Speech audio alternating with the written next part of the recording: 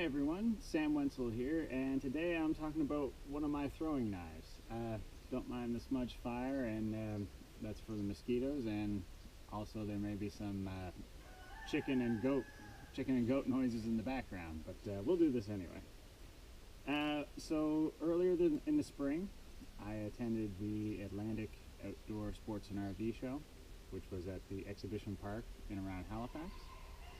And I was walking by one of the tables and I noticed that this throwing knife was there. So it was the surplus store. It was a surplus store in Dartmouth, and it's an Olympia brand throwing knife. It's very faint on the blade. Also, that's wearing off just a little bit from me gripping it. And yeah, I wanted to talk about this knife. This is quickly becoming one of my favorites. It was a bit of a deal on it, actually.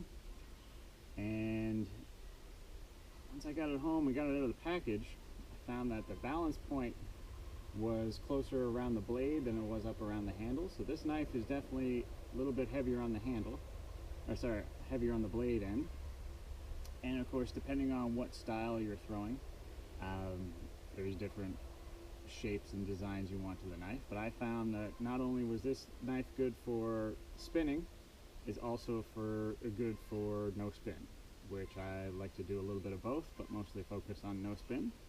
As you can see, the handle has the holes in it, which I noticed that a lot of throwing knives do, and that's mostly to just lighten up the handle.